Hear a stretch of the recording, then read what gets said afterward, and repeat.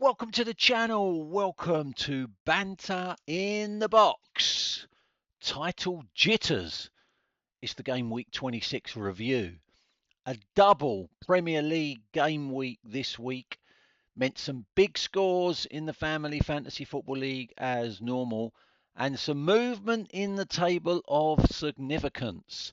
Three managers went into the transfer market this week. Two of them spending £5 million on an Oi's Mind tactical gambit, which allowed them to purchase a player, even though that player was already in another Family Fantasy Football League team. And Legends 23 manager Keith Simons was one of them. He is the first manager this season to use all five of his available tactical gambits. He's played his one and only wild card that every manager gets, and he's purchased four Oi's Mind tactical gambits this season, which is the most any manager can purchase in a season. So in this week's edition of Banter in the Box, we've got your Game Week 26 winners and losers, your normal player review, the correction of the week, and a manager of the season update. So your Game Week 26 winners. There was only one last week. There's two this week. Take a bow. Ostrich Bar Stewards manager Steve Maloney's had a season to forget. But as we enter the title run-in, he's coming good. Up 2 places to 14th in the table this week. That's the highest Ostrich Bar Stewards has been since way back in Game Week 11. But the biggest Game Week 26 winner, take about Rayleigh Rovers manager Simon Hoxby. Up 3 places to second in the table. He was the biggest climbers in Game Week 26. And Simon got a second weekly win of the season with 78 points, which equaled his personal highest weekly total of the season. You have to go back all the way back to Game Week 7 for the last time Rayleigh Rovers was as high as second in the table. One manager of the season point to those two. Your Game Week 26 losers. The big Boster Cogless manager, Niall Ponsford, fell 2 places all the way down to 5th this week. Niall has not been as low as 5th since Game Week 3. And the Mad Hatter, the Creed Bratton Society, pictured there on the right, he fell 1 place down to 3rd in the table. You have to go back to Game Week 8 for the last time the Mad Hatter was as low as 3rd in the table. But the biggest Game Week 26 loser is the lady pictured to the left of the Mad Hatter. I've got a life's Mops Hoxby. She fell 2 places down to 16th, the lowest scorers in Game Week 26 with just 21 points. Those three all losing a manager of the season point. Player review, top goalkeepers. Well, the best week Dave was from David Raya.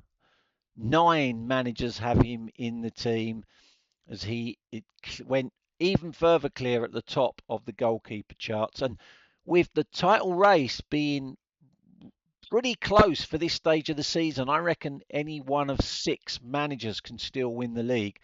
Those end of season bonus points for the highest scoring player in each position could come into play. So those 9 managers that have got David Raya will be very pleased with themselves. Good week for Jordan Pickford of Everton, up to 6th in the goalkeeper table. Only one manager's got him, and a good week for Donnarumma as well. Despite costing £11 million, only one manager has got him, and he is now up to 5th in the goalkeeper charts. Ruffs of Sunderland, I know he's expensive, £11 million, but has been available all season long. A respectable 110 points from him.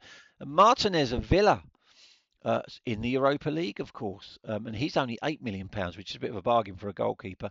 And there he is in the top 10 goalkeepers, still available without spending £5 million on an Oy's Mind tactical gambit.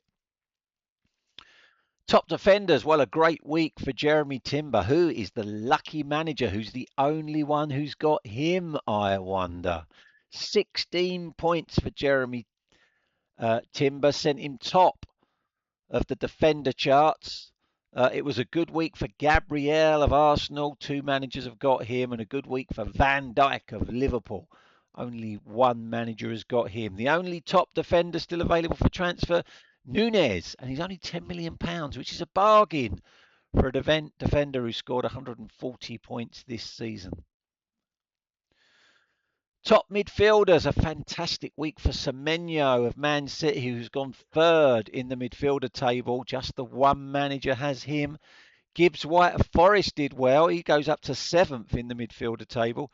Only one manager's got him.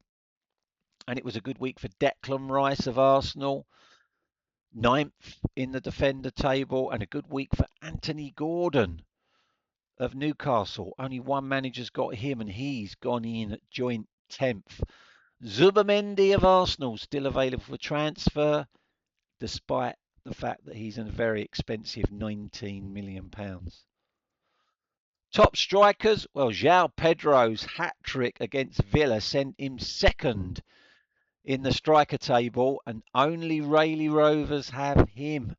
He helped Rayleigh Rovers to their weekly win this week. It was a good week for Ekitike of Liverpool, who moved up to fourth in the striker chart. Only one manager's got him. And a good week for Jared Bowen of West Ham, who's gone fifth, and only one manager has him. Gokares and Waltemada, very expensive, but both still available for transfer, as is Mateta, although he's on a bad run of form at the moment. Now, correction of the week. 2 weeks ago, I revealed Mousegate. Not going to go over it again, but I said that I would give manager of the season points to the best response. And in last week's Banter in the Box, I revealed that the best response I had to Mousegate was from Benny United manager Mark Benwell. And I gave him a manager of the season point, which was well deserved. But then I got this email from Mark this week. I thought I was getting 10 points for the analysis. He's referring to his response.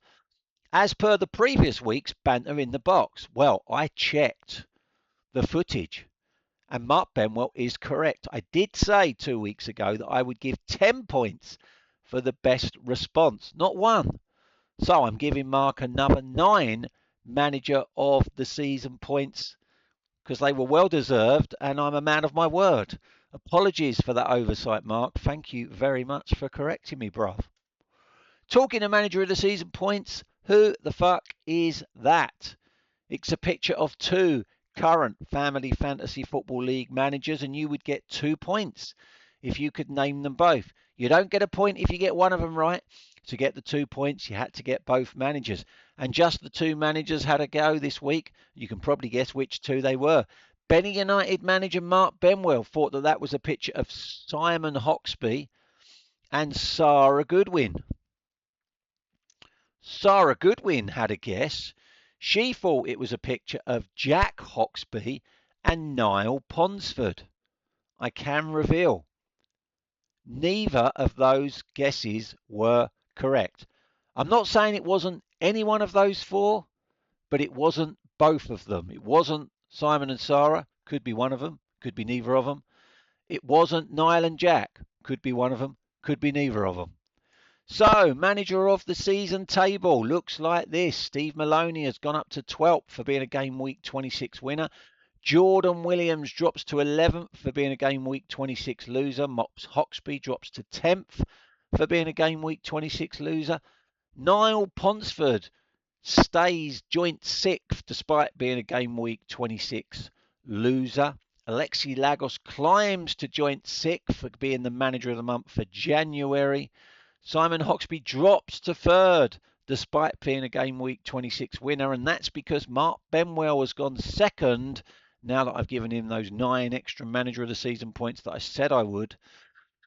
But it's still Sarah Goodwin out in front, though a gap is now just 3 points.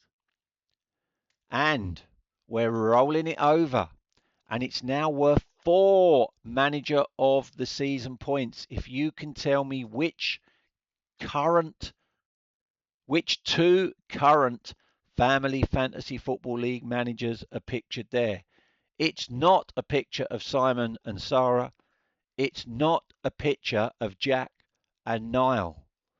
If you can tell me which two current Family Fantasy Football League managers are pictured there, you can earn 4 manager of the season points. And that is it for the Banter in the Box this week. Until next week, everybody, take care. Bye bye.